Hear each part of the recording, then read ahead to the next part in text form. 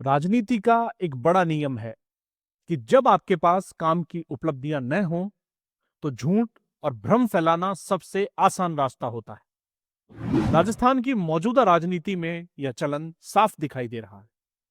पूर्व मुख्यमंत्री अशोक गहलोत, गोविंद सिंह डोटासरा और राजकुमार रौत जैसे नेता लगातार एक ही हथियार चला रही है, झूठ, अफवाह और दुष्प्रचार। लेकिन जनता इतनी भी भोली नहीं है कि वह कांग्रेस के पुराने पाप भूल जाए। गहलोत सरकार के तीसरे कार्यकाल को ही उठा लीजिए। वह दौर राजस्थान के लिए घोटालों का स्वर्णकाल था। माइनिंग घोटाला, एसीबी और एसओजी का दुरुपयोग, राजस्थान हाउसिंग बोर्ड और नगर निकाय रिश्वत, रीट पेपर लीक, एसआई भर्ती पेपर लीक, पीएचईडी घोटाला, खाद्य एवं नागरिक आपूर्ति घोटाला, आरजीएचएस घोटाला, कोविड काल में दवाओं की दलाली, जमीन आवंटन घोटाला, स्मार्टफोन घोटाला, आरएस परीक्षा घोटाला, ट्रांसफर पोस्टिंग घोटाला, श्रम घोटाला, बजरी घोटाला, चिरंजीवी घोटाला, राशन किट घोटाला, फोन टैपिंग, विधायकों की अय्याशी पर सरकारी खर्च, रॉबर्ट वाड्रा जमीन घोटाला, खेल सामग्री घोटाला और दिव्यांग भर्ती घोटाला।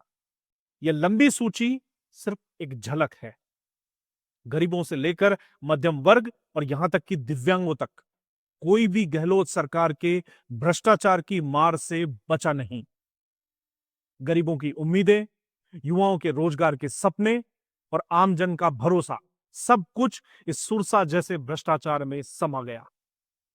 आज वही लोग जिनकी सरकार पर भ्रष्टाचार के अनगिनत दाग थे, आज भाजपा की भजनलाल सरकार पर आरोप लगाने का दुस्साहस कर रहे हैं। जबकि सच्चाई यह है कि 2 साल पूरे करने जा रही भजनलाल सरकार पर भ्रष्टाचार की एक भी उंगली नहीं उठाई जा सकती। यही बौखलाहट कांग्रेस को झूठ और दुष्प्रचार का सहारा लेने के लिए मजबूर कर रही है। अब विपक्ष ने नया झूठ गढ़ा है। कांग्रेस नेता दावा कर रहे हैं कि नई पाठ्य पुस्तकों से आदिवासी इतिहास को मिटाया जा रहा है। यह कहकर विपक्ष एक तरफ आदिवासी समाज को गुमराह करना चाहता है और दूसरी तरफ भाजपा सरकार पर बेबुनियाद आरोप जड़ रहा है। इस दुष्प्रचार की अगुवाई कर रहे हैं अशोक गहलोत, पूर्व मुख्यमंत्री जिनके राज में भ्रष्टाचार चरम पर था।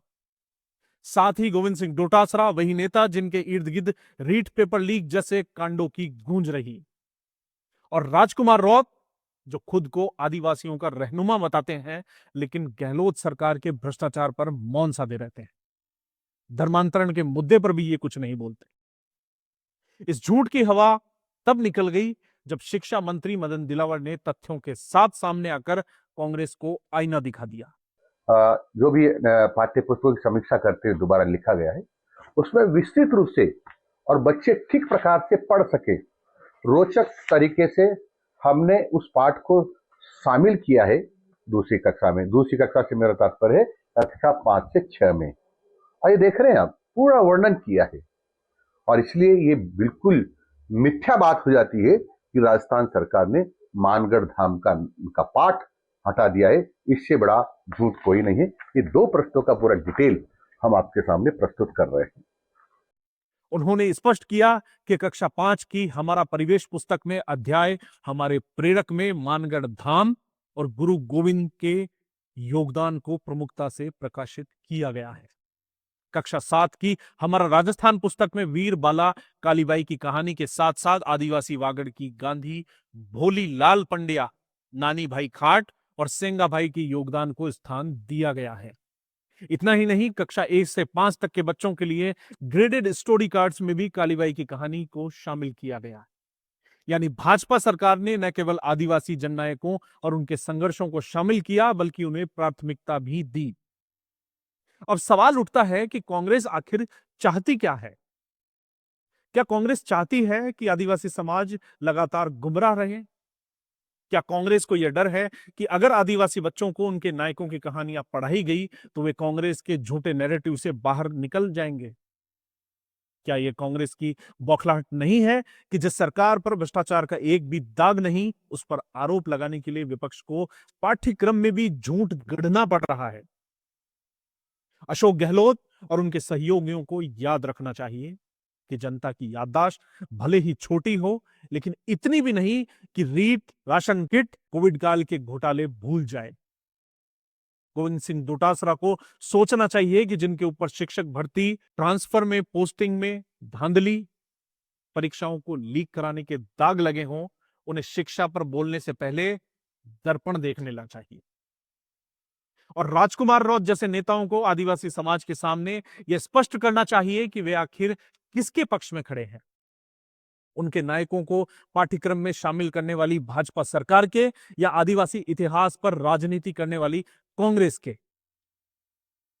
आज राजस्थान की राजनीति में कांग्रेस की भूमिका सिर्फ एक झूठ के कारखाने की है।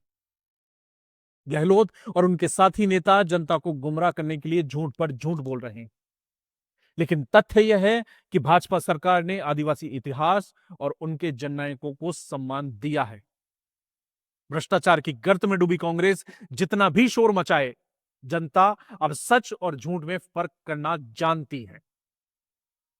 राजस्थान की जनता कांग्रेस से यही सवाल पूछ रही है कि पहले अपने शासन के घोटालों का हिसाब दो, गरीबों और युवाओं के साथ किए गए छल का जवाब दो, दिव्यांगों तक के अधिकार निगल जाने की शर्मिंदगी कब स्वीकार करोगे। कांग्रेस नेताओं को यह समझ लेना चाहिए कि झूठ की उम्र बहुत छोटी होती है, लेकिन सच की रोशनी देर सवेर सब अंधकार मिटा ही देती है।